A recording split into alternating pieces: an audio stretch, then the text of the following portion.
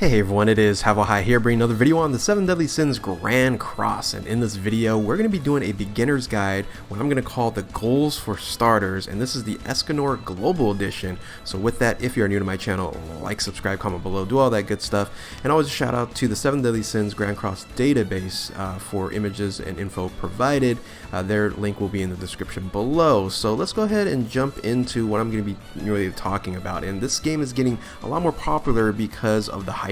And then on top of that is that Escanor did come on global, and Escanor being one of the most powerful units in the anime and then also in the game, a lot of people are starting the game right now. So, and if you are doing that, hopefully this video will help you accomplish that. So we're going to go step by step. We're going to talk about 3 steps for goals for starters when you start the game. So step 1 is I did do a reroll video to talk about how to, have a perfect reroll when you begin the game, and these are the units that you're going to be looking for to really start. So the number 1 unit that you need to grab in the Escanor edition when you start this game is going to be green Escanor. So if you don't reroll for this unit, then I think you're probably making a bad decision if you're starting the game just with whatever units that you're going to pull. So I would focus on making sure that your reroll is with green Escanor, and then your tutorial summon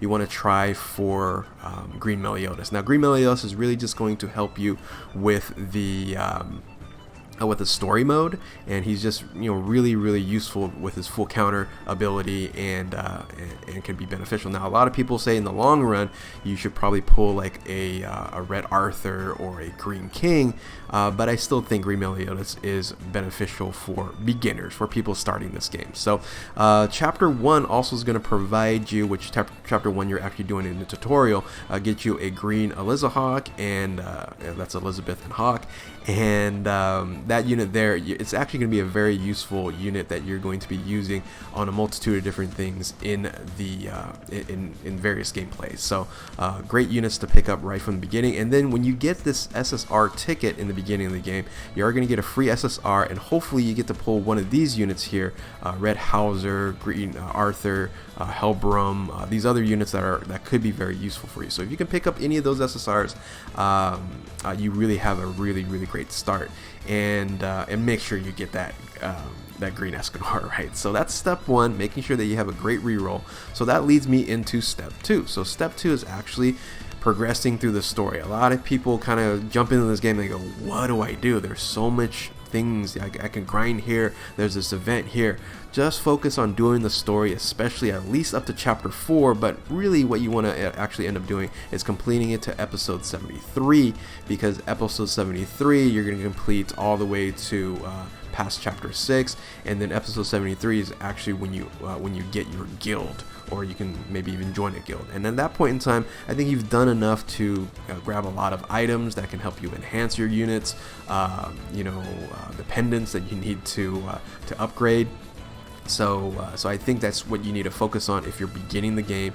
And the great thing about it is, if you really haven't even seen the anime or know too much about the series, they do a really good job with the story. It's really basically retelling step by step what the anime shows. So I think it's a very good job. So what you're going to really receive also throughout the story are still usable units, and that's what is really great about this game, is some of these units are totally free to play and are still one of the best units in the game. So on chapter 2 you're going to pick up a red Bond, and he's good. You're going to be using him here and there, primarily on chapter 6, but chapter 3 is where you're going to get an incredible unit, still one of the best units in the game, and JP has been out for about 7-8 more months than where the global is right now, and he's still one of the best units in the game. He's totally free to play. You pick him up at chapter 3, and he's going to be in your box on various different teams, and it's and you will see why, right? It's his ability to petrify and heal and things of that nature that just makes him so useful. And finally, then you'll get chapter 4. You'll get a blue Diane, and she's a usable unit as well, especially in the beginning. So can do a lot of damage, can do AoE, things of that nature. So So yeah, progress in the story, at least to chapter 4, but really your really goal is to get to chapter 73 and then beyond as well, because there's a lot of other things that you can pick up after chapter 70 or episode 73. I believe there's like over 120 something plus episodes, so there's a lot of free stuff that you'll grab from there before you start really grinding and farming and doing other things. So let's go ahead and look at then what step 3 is. Step 3 is in a sense your ability to then shop. So step 3 is the shop, is to pick up certain units that will make your account really as good at maybe as a pay-to-play player, or not like a whale, but for a lot of pay-to-play players, they have spent some money on some diamonds and to have some extra summons. But in this case scenario, you can pick up most of these incredible units absolutely for free as you progress along in the game. So there are 2 major coins that you want to start saving up, and that's the platinum coins, which are dupes of SSRs, and then gold coins, which are dupes of SRs. So the number 1 unit that you want to pick up with your platinum coins is Red Gowther. Red Gowther, just like Blue King, has stuck around as being one of the best units in the game, and still in JP is still one of the best units in the game. I really think Gowther is the best unit in the game. Escanor right there, right? So Escanor and Gowther. So and then another unit that you want to pick up if you're lucky enough to pick up 14 platinum coins, because your first 7 you're going to pick up Gowther, is going to be Green Merlin. Green Merlin is a fantastic unit as well. So if you are lucky enough and you did well in your summons and picked up a lot of dupe SSRs, you're going to pick up these 2 units. Gowther, number 1. First thing that you want to definitely pick up with platinum coins. Now, the first unit that you want to probably pick up with gold coins, if you don't pick them up during like the ticket summons and things of that nature, is a Red Hauser. Red Hauser is so useful when it comes to farming. His AoE ability is there. You put it on auto and you just let him go. So, and it's very, very useful for that auto farming, and you want to make sure that you rank them up and you have them at a high level. So I would say number 1 gold coin, if you don't pull them in SSR tickets, is Red Hauser. Then you want to pick up a Red Arthur. He's an overall good unit as well. Being able to buff your team, good for PvP, things of that nature. And then finally, it is Green Jericho, crit damage extraordinaire, great for PvP and other modes as well. If you want to, kill single target units really quickly. So that is Green Jericho, and that's what you're going to be using for your 30 gold coins. And the reason why it's 30 gold coins, generally speaking, you're going to pick up a lot more dupe SRs, because it's a lot easier to pick up SRs in this game than SSR. So that is step 3, the shop, and that's really important to know. And these are the goals that you want to do: have a good reroll, do the story event, and then get to go shopping for some of these incredible units here. So so in a sense, how do you do that? So what are some teams that you want to at least bring? So let's say you have a majority or all these units here.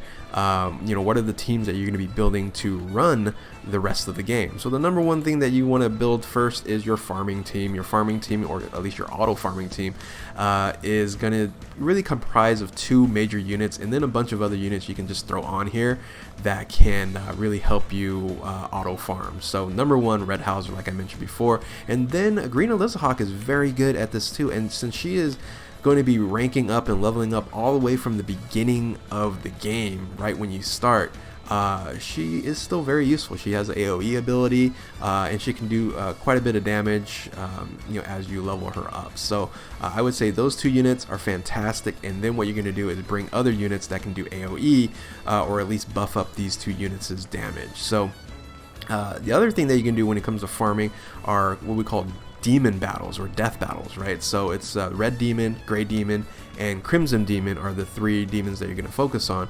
And I just ended up putting in the units here that you want to use if you can, right? If you don't pick them up, then you're going to have to build teams kind of around it. But with Red Demon, you're going to bring a Blue Slater. He wrecks Red Demon. For Gray Demon, I would say Green King is very useful on that team. And then for Crimson Demon, unfortunately, right now you can't pick up Demon Meliodas, but in the future it will be, I believe, a coin shop purchase. I think so, yeah. So either way, right now you can't pick them up, but I just put them on here just for reference. Other units that you want to definitely make sure that you have on your team when you're fighting the demons are Red Elizahawk, great unit to have. You're probably going to use Green Hellbrum on every single team. He just works on red, gray, and crimson. And then also on every single team, you are probably going to put as support Big Daddy Kane. Big Daddy Kane is someone that you're definitely going to use because he just helps out a lot when you're fighting red, gray, and crimson demons. So that's really the basics of farming. You just make sure you have these units when it comes to those types of teams that you're looking for, and you're going to be just fine. So let's go ahead and move on then to the other team that you're going to be using, and that's going to be Story, right? So the Story team is fairly easy. So you're going to be bringing Demon Meliodas and Blue King. Now those two units in and of itself, it's just going to be fine to use. Now don't forget, you also have Escanor, and yeah, absolutely bring Escanor. I'm just really showing you the units that generally speaking can be very beneficial as you progress along. So yeah, bring Escanor when you have him, and he'll still do amazing during the story mode here. But the full counter for Green Meliodas is fantastic. The ability to petrify for Blue King for those bosses that can be petrified, some can't not be, so is great there. And then Green Elizahawk is once again another useful unit here. You're going to be using, generally speaking, Red Bond in like Chapter 6, and then Red Elizabeth, very useful there as well.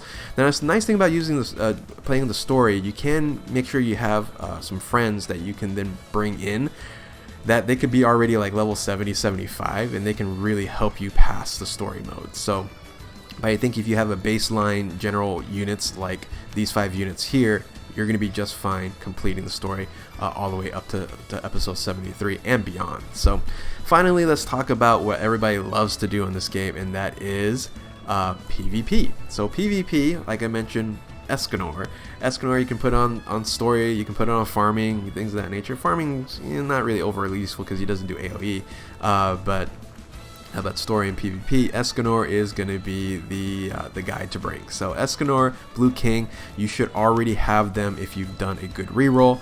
The question is, will you have enough coins then to buy Gother? And of course Green Merlin. So if you don't, you can use some of these other units that you can see on the screen here. For example, for Merlin, you can bring in like Red Elizahawk, or actually, it shouldn't be Red Elizahawk, it should be Red Elizabeth.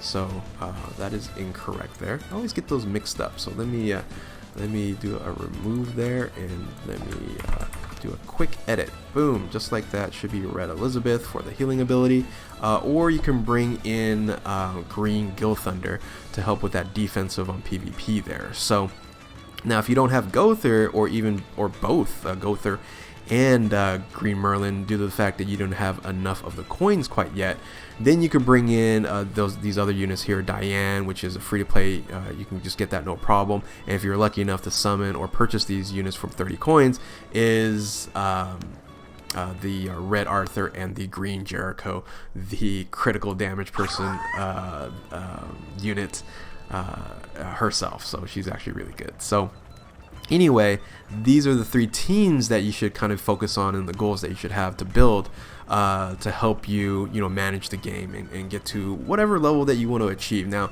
are you going to achieve the top levels? Probably not, because that's going to take probably some extra money, get your ultimate move and your ultimates to like 6/6 and things of that nature. But generally speaking, for free to play, you can get pretty far of what I'm showing you here. So once again, step 1, the reroll. Step 2, do the story, and then step 3, make sure you use the shop really well. So hopefully you guys got a lot out of this video here, and will benefit you for you new players out there. And anyway, if you're new to my channel, like, subscribe, comment below, do all that good stuff. And yeah, hopefully you guys hit these goals for these starting accounts that you are starting up. And anyway, thank you all for watching, and we'll catch you next time. Later.